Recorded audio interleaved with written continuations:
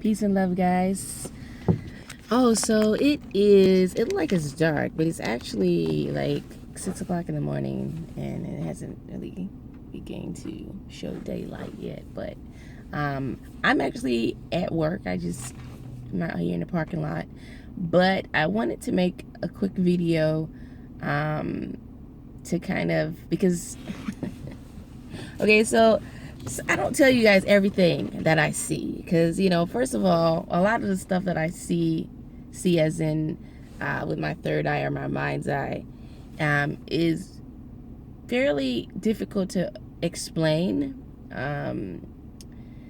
But as you all know, those that have been following me, I have a keen interest in Egyptian theology and learning about Egyptians,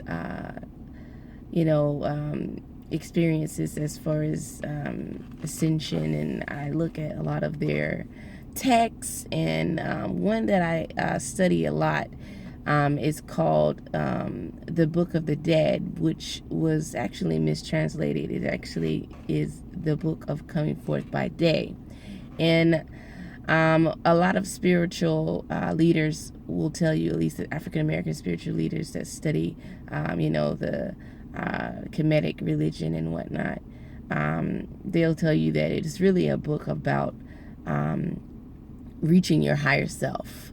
And I believe that to be pretty true, based on just my experiences with, Ascension and my quest to higher self.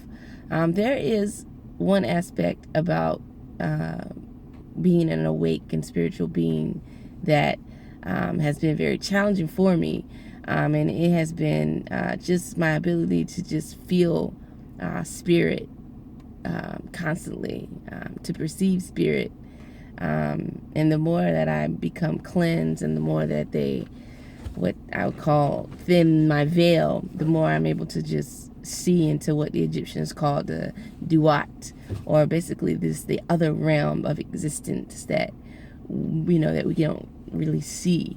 The times that I could see this particular realm is right at the moment when I'm about to wake up and I'm still sort of asleep and not quite awoke. It is at this time that I can see very clearly what dwells in the duat. And one thing that has baffled me, and I just was like, what in the world? This is some weird stuff.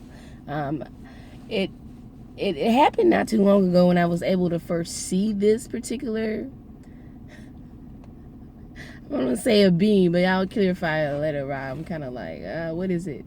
But what I've perceived is something that is very, very familiar when I see it.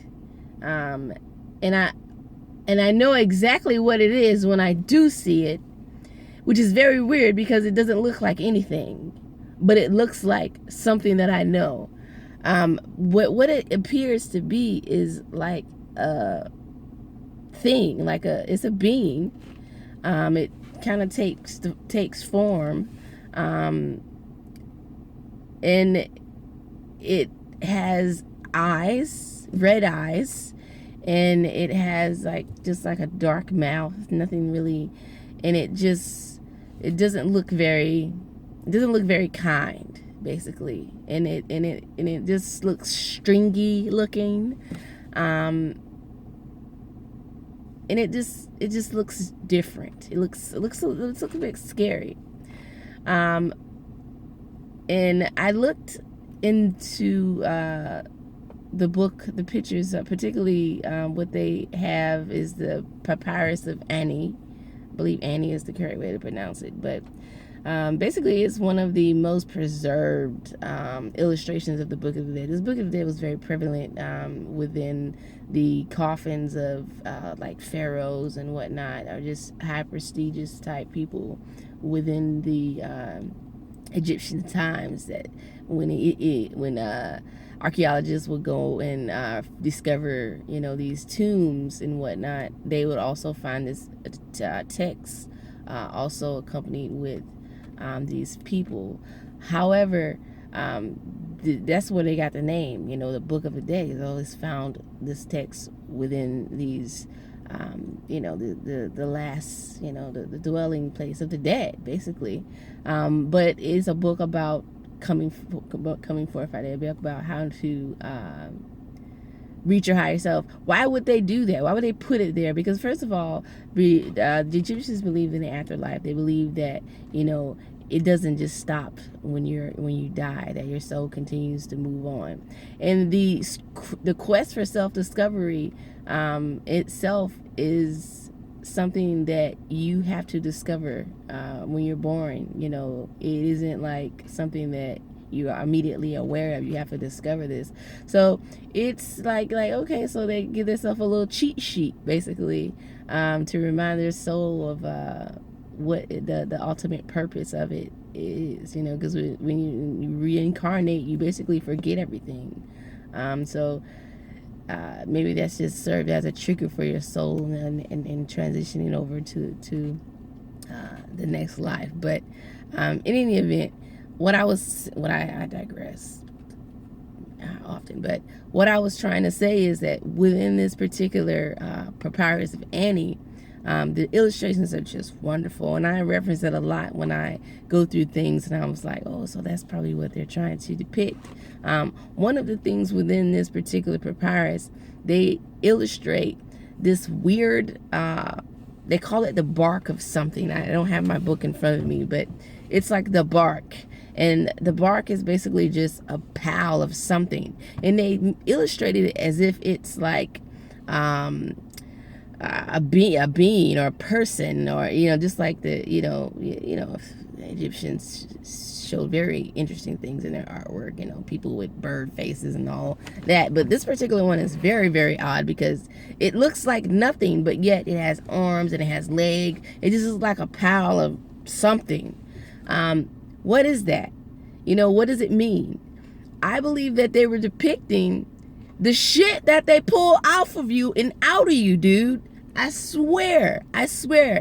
It looks so familiar to me because it came from me. So I get to see what comes off of you. You get to look at it and just see it. And that's why when I look at it, it looks familiar. It doesn't look like something's good, which is the point of the fact that it comes out in the first place. But in essence, it is you. It's all your ugly. That is very, very important to the reason of ascension and the process of this energy that wakes up, and the purpose of it. It is to remove your ugly. And you get to see that with your mind's eye when you dwell in the duat, and it's very, very powerful.